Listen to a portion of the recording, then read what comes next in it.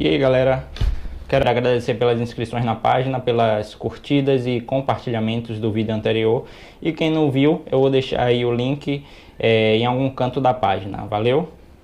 Para quem não me conhece, meu nome é Alexandre, eu sou advogado e atuo na área civil e consumerista. Então, vamos para o tema de hoje, que é dano moral, mais especificamente a teoria da indústria do dano moral, certo? Antes de falar dessa teoria que vem se propagando por todo o Brasil, eu vou falar um pouco do dano moral. Hoje, tanto a doutrina como a jurisprudência evoluiu no sentido de entender que o dano moral ele não está relacionado apenas à violação de direitos de personalidade, como a honra ou a imagem, certo? Então vamos partir aí para a teoria da indústria do dano moral. O que é isso? Segundo essa teoria, as pessoas elas banalizaram o instituto do dano moral. Elas, por qualquer motivo, elas ingressam com a ação no intuito apenas de conseguir receber danos morais. Mas, para mim, isso é uma exceção. Realmente pode ter esse tipo de situação, mas quando se trata de uma relação de consumo, o consumidor, ele muitas vezes ingressa com a ação não pelo fato de querer ganhar danos morais. Claro que ele quer, claro que ele não pode simplesmente perder seu tempo e não ter uma indenização por danos morais, certo? Então, essa teoria ela é utilizada principalmente por advogados de empresa para dizer que está se banalizando o instituto do dano moral, quando na verdade as empresas que cometem atos ilícitos de forma reiterada são práticas que são sofridas por milhares de consumidores. E o dano moral ele tem essa função de combater esse tipo de prática ilícita. Qual é o resultado da aplicação dessa teoria? São sentenças em que os juízes entendem pela improcedência dos danos morais e muitas vezes sem fundamento. Eu já vi situação em que o juiz negou o dano moral simplesmente colocando na decisão de que naquele caso ele não vislumbrou o dano moral. Isso não é fundamento jurídico. Em outras decisões, um outro fundamento para julgar improcedente os danos morais é de que não houve violação aos direitos de personalidade do autor. Obviamente, tem determinadas situações que não viola a honra ou a imagem ou qualquer outro direito de personalidade, não viola a integridade física, né? Não viola diretamente a integridade moral. Mas isso não quer dizer que aquela pessoa ela não teria direito a uma indenização por dano moral. Apesar do nome dano moral, o dano moral ele está relacionado a um dano extrapatrimonial. Então, quando o juiz entende dessa forma, às vezes parece que ele nem leu o fundamento contido na inicial. Principalmente em minhas iniciais, geralmente eu não fundamento em relação de consumo o pedido de dano moral com base na violação dos direitos de personalidade, mas muitas vezes é na má prestação do serviço, na violação da boa-fé objetiva, e tudo isso já é reconhecido tanto pela doutrina como pela jurisprudência, que gera o dano moral.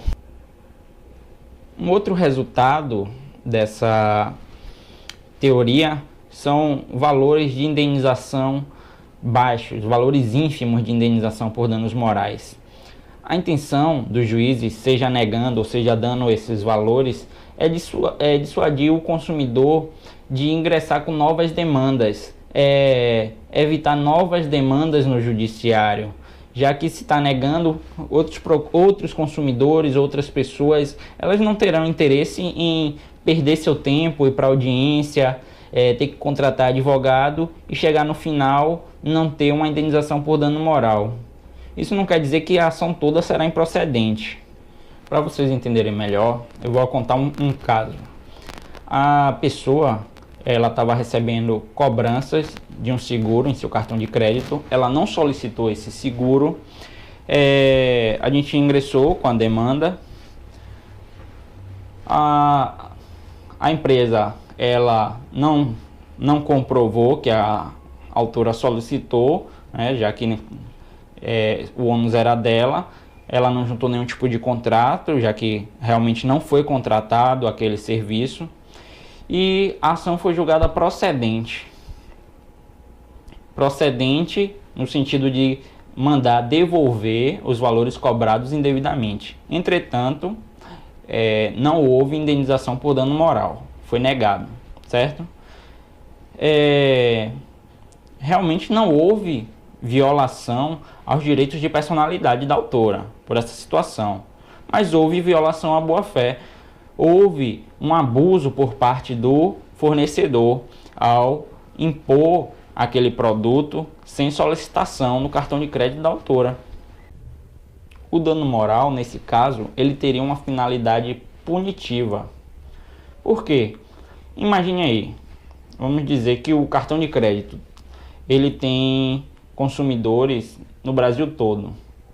Se ele tiver 1 milhão de pessoas com aquele cartão e ele cobra indevidamente R$2 de cada pessoa, quanto ele não ganha aí? 2 milhões de reais, pelo menos, né, por mês.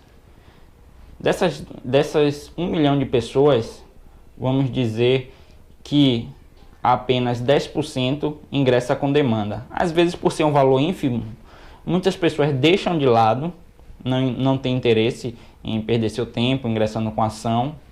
Outras pessoas ligam e pedem o cancelamento, certo? E uma quantidade pequena de pessoas vai realmente ingressar com ação, buscar seus direitos e reaver aqueles valores cobrados indevidamente de volta, certo? Então, a empresa ela vai ser condenada a devolver esse valor, mas para ela é mais vantagem continuar mantendo aquela conduta ilícita, porque a quantidade mínima de pessoas que ingressa com a ação não dá um prejuízo suficiente para que ela tenha interesse em não mais praticar essa conduta ilícita. Então, para a empresa é mais vantagem continuar com aquela conduta ilícita, porque o próprio judiciário ele não vai obrigá-la a pagar indenizações por danos morais, ela só irá devolver o valor, né, que é mínimo em relação ao que ela ganha, e vai continuar reiterando aquela conduta. E qual seria a solução nesse caso? A gente adotar uma teoria dos Estados Unidos. É a teoria do punitive damage, é usar o dano moral como forma de punição às empresas. Vamos dizer que cada caso desse, o juiz desse uma indenização por danos morais de 20 mil reais, de 30 mil reais para o consumidor.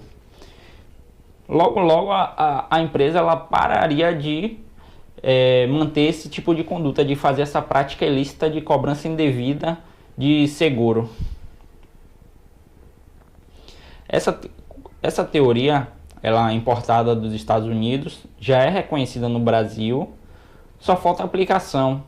Eu já vi em alguns casos ser aplicada, geralmente eu uso como fundamento na minha inicial. Poucos juízes utilizam, mas quando utilizam dão indenizações de 1.000 a 2.000 reais. Isso daí não é punitive damage. Esse dano ele não vai punir uma empresa de grande porte a nível nacional. Então, o punitive damage, a gente pode dizer que ele teria 3 funções. A primeira função punitiva, a segunda uma função pedagógica e a terceira uma função inibitória. Punitiva, porque um valor elevado de danos morais seria uma forma de punição a esse tipo de empresa que pratica condutas ilícitas reiteradas. Pedagógica, a punição seria uma forma de aprender a não praticar aquele tipo de conduta. E inibitória, para inibir tanto a empresa de reiterar a conduta, como outras empresas também reiterarem ou praticarem esse tipo de conduta. E voltando para a teoria da indústria do dano moral, nós podemos dizer que a aplicação dessa teoria, ela gera 3 consequências. A primeira é um descrédito no judiciário. Quando você ingressa com a ação, perde seu tempo e não tem um resultado, ou então tem apenas a devolução do valor de forma simples, ou cumprimento da obrigação de forma simples, sem uma indenização por dano moral, o jurisdicionado ele fica desacreditado do judiciário. Ele pode não entender de dano moral, mas ele sabe que aquela empresa ela não sofreu nenhum tipo de punição pela sua conduta ilícita, certo? A segunda consequência da aplicação dessa teoria é a reiteração do ato ilícito. Então, se a empresa ela não for condenada em valores elevados, a gente pode dizer que vai haver uma conduta reiterada. A empresa vai continuar mantendo aquele tipo de conduta ilícita, porque muitas vezes acaba dando mais lucro do que prejuízo. E a última consequência é o desinteresse do advogado em ingressar com esse tipo de demanda. Quando o advogado sabe que aquela demanda não vai ter um proveito econômico, ele não vai ter interesse em pegar aquela causa, e o jurisdicionado, o cidadão, ele fica desamparado, porque ele vai ter que acabar ingressando com uma ação sozinho, se no caso for no juizado, ou procurar a defensoria pública.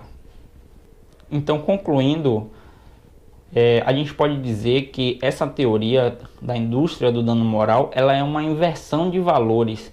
Ela se preocupa mais em quanto o consumidor vai receber do que em punir propriamente a empresa que praticou o ato ilícito.